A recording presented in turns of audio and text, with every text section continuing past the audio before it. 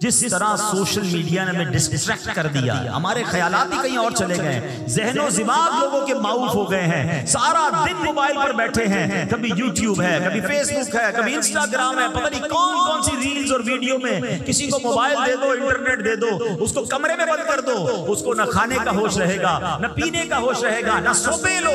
نیندیں کم ہو گئی لوگوں کی۔ اب جو سو نہیں رہا ٹائم پہ اور رات بھر موبائل پر ہے، اس کی آنکھیں کمزور، اس کا ذہن کمزور، اس کی کریٹیوٹی کمزور ہو رہی ہے، اور عبادت سے دوری کا عالم یہ ہے کہ نماز میں بھی موبائل پر دھیان ہے، عبادت میں بھی موبائل پر دھیان ہے، ہر نماز کے بعد چیک کرنا ہے موبائل پر کیا آ رہا ہے۔ اللہ اکبر، ذرا غور کریں، اس ایک آلے نے ہمیں اللہ سے، عبادت سے کتنا دور کر دیا۔ گناہوں کے سمندر میں لوگ غرق ہوتے جا رہے ہیں اور کسی کو احساس نہیں ہے۔ آپ ایک اور سائنٹیفکلی بات سمجھیے گا، آج دنیا میں ایک جو کہیں گے ٹرمینالوجی، ایک اصطلاح بتائی جا رہی ہے، پاپ کارن برین۔ پاپ کارن برین کس کو کہتے ہیں؟ کبھی آپ نے یہ پاپ کارن سمجھتے کیا کہتے ہیں اردو میں اس کو؟ ہم بچے تو ہماری یہاں زبان پھلے کہتے ہیں، پاپ کارن ہی کہتے ہیں، سمجھتے ہیں نا پاپ کارن کس کو کہتے ہیں؟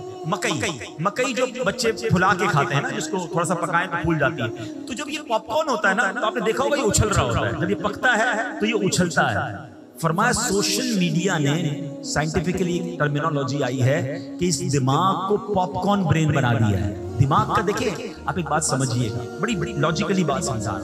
آپ کے سامنے کوئی اللہ نہ کرے، آپ کے سامنے روڈ پر ایکسیڈنٹ ہو جائے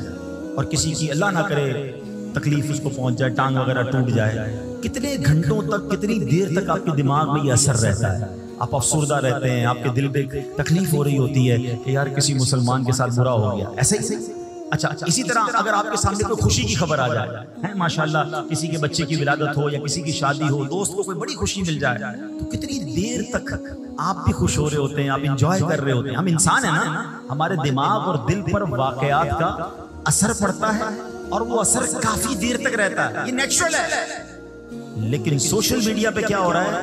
آپ نے موبائل ہاتھ میں لیا، ایک ویڈیو دیکھی کہ کار کا ایکسیڈنٹ ہوا اور بندے کی ٹانگ کٹ گئی، آپ کے دماغ میں سیڈنس،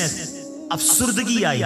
اگلے ہی لمحے آپ نے کلک کیا، ایک اور ویڈیو آئی جس میں کوئی خوشی کی بات آ رہی ہے، کوئی ہنسنے کی بات آ رہی ہے، اگلے ہی سیکنڈ اب آپ کا دماغ خوشی کی خبر دیکھ رہا ہے، اب آپ نے ویڈیو اوپر کی، پھر کوئی غم کی خبر ہے، پھر کوئی تکلیف کی خبر ہے، پھر کوئی ٹینشن کی خبر ہے، پھر اوپر گئے تو کوئی ہنسنے کی بات ہو رہی ہے۔ یہ دماغ اتنا تیزی سے تاثرات چینج نہیں کر سکتا جتنی تیزی سے سوشل میڈیا ہمیں گھما رہا ہے، اور اس کی وجہ سے ہمارے دماغ کے اندر اب سوچنے سمجھنے کی، کریٹیوٹی کی صلاحیت ختم ہوتی جا رہی ہے۔ اس قدر اپنے آپ کو اس میں غرق نہ کریں۔ امیر اہل سنت تو بہت پہلے فرما چکے کہ شاید اب یہ سوشل میڈیا کے بعد ہمیں تخلیقی اور جس کو کہیں کہ تحقیق کرنے والے علماء شاید نہ ملیں۔ جو بھی دماغ کا کام ہوتا ہے نا وہ سکون مانگتا ہے، کریٹیوٹی کے تمام کام آپ کا فوکس مانگتے ہیں کہ آپ اگر پڑھ رہے ہیں، مطالعہ کر رہے ہیں، تحقیق کر رہے ہیں، کسی بھی فیلڈ میں، جو انجینئرز ہیں، جو ڈاکٹرز ہیں، جو جناب کسی چیز کی ریسرچ کر رہے ہیں، اگر ان کو فوکس حاصل نہیں ہے، ان کا دماغ گھوم رہا ہے، کبھی بھی کچھ نہیں کر سکیں گے۔ اور یہ ہم سب اس میں مبتلا ہوتے جا رہے ہیں، عبادت سے بھی دور ہو رہے ہیں، اپنے صحت کو بھی برباد کر رہے ہیں۔